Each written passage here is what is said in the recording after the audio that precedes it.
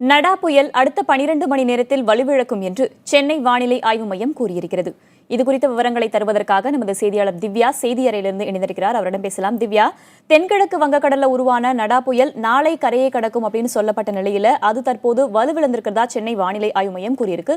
இதுகுறித்த முழுமையான விவரங்களை சொல்லுங்க. வேதவள்ளி, சற்று முன்பு சென்னை வானிலை ஆய்வு மைய இயக்குனர் பாலச்சந்திரன் நமக்கு பேட்டி அளித்தார். அந்த பேட்டியில் நடா புயலானது இன்னும் 12 மணி நேரத்தில் வலுவிழக்கும் அப்படின்னு அவர் சொல்லியிருக்கிறார். இதனுடைய அறிவியல் ரீதியான நம்ம காரணங்களை நம்ம உற்று நோக்கணும் அப்படின்னா, இது செயற்கைக்கோள் புகைப்படம். இந்த படத்தில் நம்ம தெளிவாக எந்த இடத்துல அந்த புயல் நிலை கொண்டு இருக்கு அப்படின்றத பார்க்க முடியும். அதாவது இந்த இடத்துல சரியா அந்த புயல் என்பது நிலை கொண்டு இருக்கு. ஆனால் இது நாளை அதிகாலை புயலாக கரையை கடக்கும் அப்படின்னு முன்பு சொல்லப்பட்டிருந்தது. தற்போது அது வலுவிழக்கும் அத்தகைய ஒரு சூழல் இருப்பதற்கான காரணம் என்ன அப்படின்னு பார்த்தோம் அப்படின்னா, அந்த புயலுக்கு மேலடுக்கிலும் கீழடுக்கிலும் இருக்கக்கூடிய அந்த காற்று திசை, அதனுடைய வேகம், இத்தகைய வேறுபாடுகளின் காரணமா அந்த புயல் என்பது வலுவிழந்து ஒரு ஆழ்ந்த காற்றழுத்த தாழ்வு மண்டலமாக மாறி அதன் பிறகு அது தொடர்ந்து கரையை கடக்கும் அப்படின்னு எதிர்பார்க்கப்படுகிறது. சரியாக கடலூர், புதுச்சேரி, வேதாரண்யம் இடையே கரையை கடக்கும் அப்படின்னு சொல்லப்பட்டிருக்கு.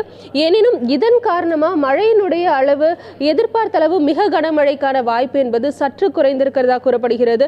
நீங்கள் ஏற்கனவே சொன்ன மாதிரி தமிழகத்தில் மிதமான மழை பரவலாக பெய்யக்கூடும், சென்னையிலும் விட்டு விட்டு மழை பெய்யக்கூடும். தற்போது அந்த அறிக்கையும் நமக்கு கிடைத்திருக்கு. அந்த அறிக்கையில் அவர்கள் சொல்லியிருக்கிறது என்ன அப்படின்னா, தற்போதைய நிலைப்படி புதுச்சேரியிலிருந்து சுமார் 270 கிலோமீட்டர் தொலைவில் வங்கக்கடலில் அந்த நடா புயல் என்பது நிலை கொண்டிருக்கு. அது தொடர்ந்து 12 மணி நேரத்தில் வலு விழந்து காற்றழுத்த தாழ்வு மண்டலமாக மாறி அதன் பிறகு கரையை கடக்கும். வேதவழி,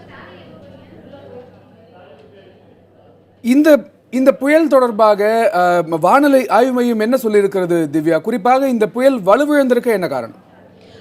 கணேஷ், நான் ஏற்கனவே சொன்ன மாதிரி அந்த புயலுக்கு மேலேயும் கீழேயும் இருக்கக்கூடிய காற்றில் எத்தகைய வேறுபாடுகள் இருக்கின்றன, அந்த வேறுபாடுகளை பொறுத்து அந்த புயலினுடைய சக்தி என்பது கணிக்கக்கூடும். அந்த புயல் தீவிர புயலா அல்லது அதிதீவிர புயலா அப்படின்ற மாதிரி. ஆனால் அந்த காற்றின் வேறுபாடுகள் அதிகமுள்ள காரணத்தினால் அந்த புயல் வலு குறைந்து வலு விழந்து ஆழ்ந்த காற்றழுத்த தாழ்வு மண்டலமாக மாறி அதன் பிறகு கரையை கடக்கக்கூடும். எனினும் இதன் காரணமாக தொடர்ந்து மழை என்பது நீடிக்கும். பொதுவாகவே வடகிழக்கு பருவமழை காலத்தில் நாம பார்த்தோம் அப்படின்னா, இந்த மாதிரியான காற்றழுத்த தாழ்வு நிலைகள் உருவாகி அதன் மூலமா நமக்கு மழை கிடைக்கும். குறிப்பாக வங்கக்கடல்ல தொடர்ந்து நமக்கு இந்த மாதிரியான ஒரு சூழல் உருவாகும். அடிக்கடி காற்றழுத்த தாழ்வு நிலைகள் உருவாகி அது புயலா மாறி இந்த காலகட்டத்தில் நமக்கு மழை கிடைக்கும். பொதுவாக ஆனால் நவம்பர் மாதம் தொடங்க வேண்டிய மழை என்பது டிசம்பர் மாதத்துல தான், நவம்பர் இறுதி வாரத்துல தான் அத்தகைய சூழல் என்பது நமக்கு இருந்தது. இதுவரைக்கும் வடகிழக்கு பருவமழை என்பது 10% அளவு தான் பெய்திருக்கிறது. கிட்டத்தட்ட 70% பற்றாக்குறையா இருந்திருக்கு. வரக்கூடிய நாட்கள்ல இந்த நிலை மாறி வடகிழக்கு பருவமழை தீவிரமா பெய்து முழு அளவை எட்டும் அப்படின்னு தனியார் வானிலை ஆய்வாளர்கள் தரப்புல சொல்லப்பட்டிருக்கு. கணேஷ்.